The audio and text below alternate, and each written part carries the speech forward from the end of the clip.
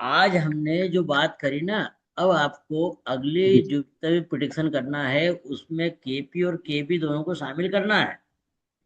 सिर्फ ठीक है सर। इतना ही कि वह किस भाव का राशि स्वामी है और कहाँ बैठा हुआ है, बस इतना ही शामिल करना है आपने को। अच्छा, किस भाव का राशि स्वामी हो, कहाँ बैठा है, ठीक है बस सर। ये इतना ही शामिल करना है। परंतु जी। आप एक चीज ध्यान वो नोट कर लीजिए, राहु और केतु के लिए आपको लग्न कुंडली और चलित कुंडली दोनों के भाव लेना है।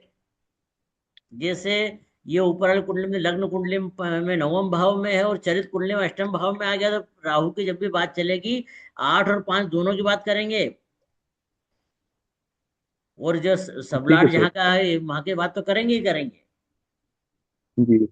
जी सर। अब देखिए यहाँ पर चलित मेन कुंडली में इस व्यक्ति को ये चंद्रमा आ गया 8वें भाव में। आप अपनी तरफ से बता दीजिए कि ऐसे व्यक्ति को पानी से दूर रहना चाहिए, नहीं तो वही समाचार समाप्त होंगे पानी में।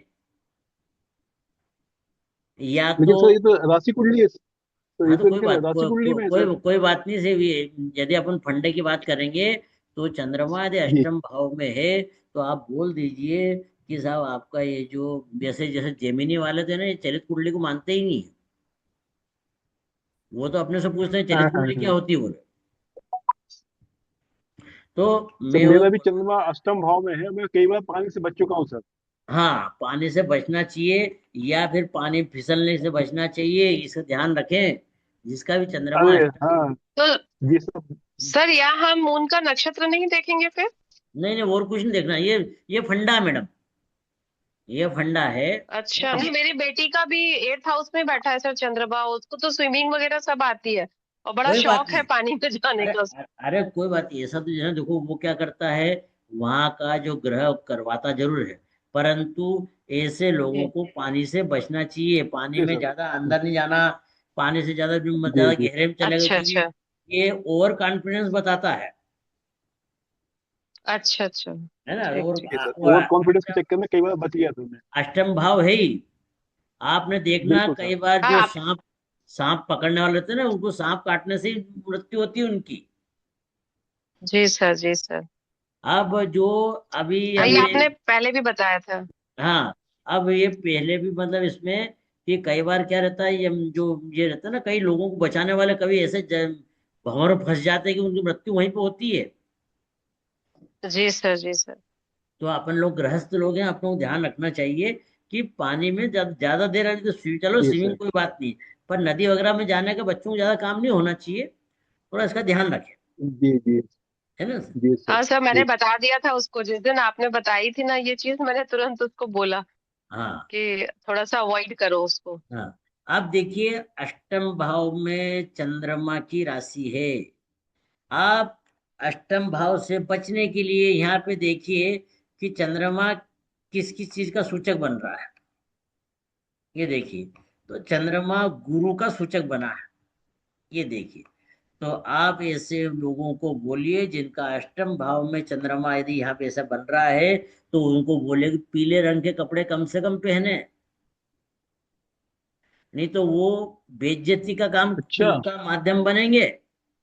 क्योंकि चंद्रमा देखिए, चंद्रमा का स्टार लॉर्ड, अच्छा। ये अच्छा गुरु का स्टार अच्छा लॉर्ड अच्छा। चंद्रमा है जो डायरेक्ट अष्टम भाव को बता रहा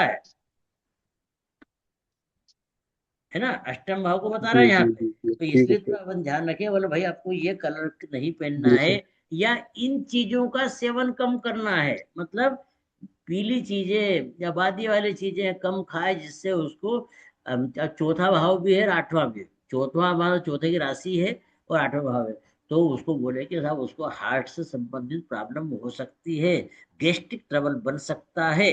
चंद्रमा की राशि भी हो, हाँ, और चंद्रमा की राशि भी आ गई और अष्टम भाव भी आ गया, प्रिकॉशन लेना है सर। तो डबल हो गया। जी सर। तो उसको पीली चीजें या पीले रंग के कपड़ों से दूर रहना चाहिए उसको,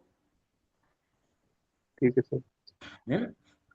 अब यहाँ जी। पे देखिए, यहाँ पे राहु नवम भाव में है, ये फंडा मैंने लिखवाया था। राहु यहाँ पर होने से 50% लोग दारू पीते ही पीते हैं। अच्छा, 9th हाउस में। 9th हाउस में राहु हो तो ये दारू पीते ही पीते हैं, नहीं तो हाई लेवल पर मतलब ये नशा करते हैं। यदि तम्बाकू भी खाएंगे तो इतनी तम्बाकू लेंगे कि दूसरे को 2-3 बार खा ले। मतलब तो नशे। 9th हाउस में तो मेरे राहु है सर। नाइन्थ भाव में राहु बैठा हुआ हो तो उसका परिणाम ये है। और यदि राहु का स्टार लॉर्ड चंद्रमा हो तो पीगा ही पीगा फिर तो दारू। तो मेरा star Lord Rahu.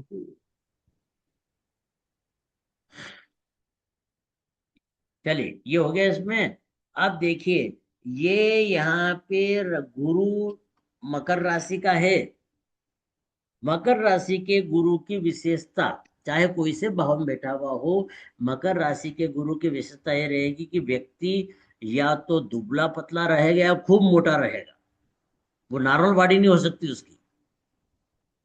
Normal body नहीं हो सकती उसकी, ये ध्यान रखें। शुक्र 12वें भाव में है। बताइए, ये बहुत बहुत चर्चित फंडा है। बताइए, शुक्र 12वें भाव में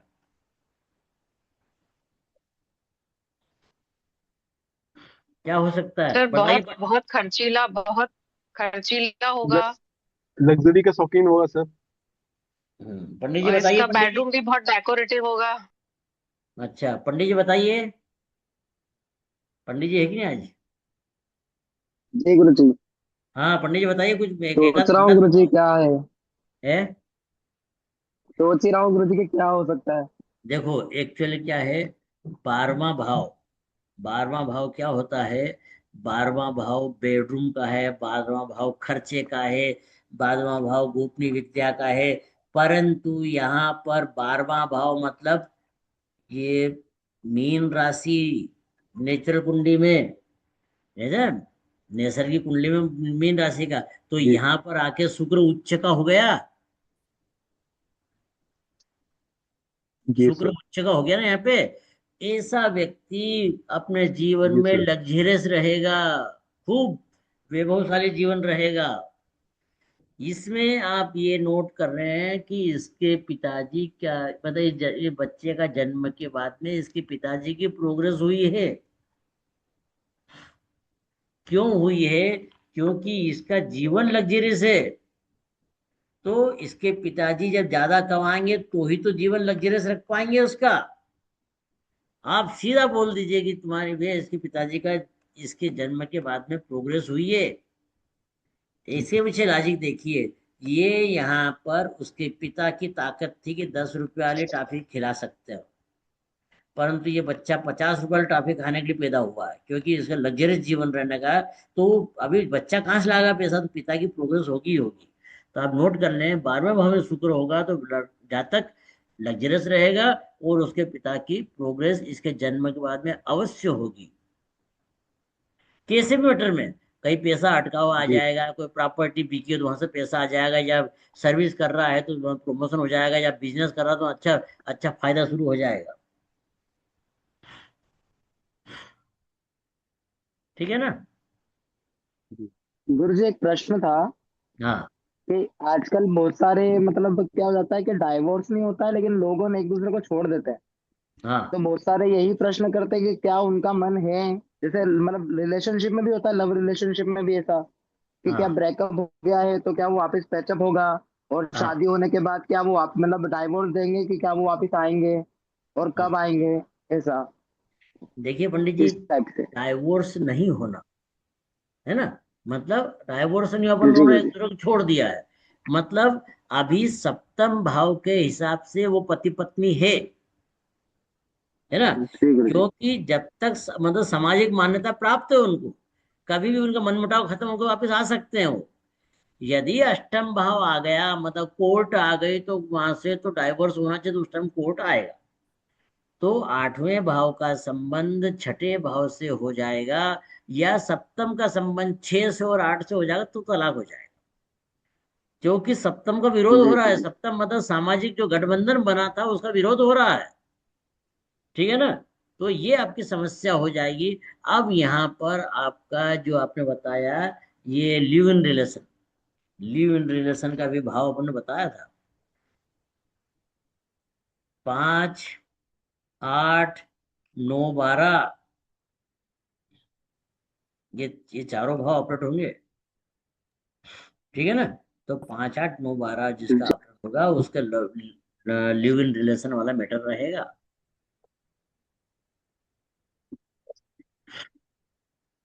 तो गुरुजी वो ये पूछते हैं कि वापस इन फ्यूचर, अभी तो वो छोड़ के चला गया, वापिस वो हाँ फ्यूचर में आएगा नहीं आएगा, मतलब ये हाँ सवाल बहुत ज्यादा ट्रेंड में चल रहे हैं अभी।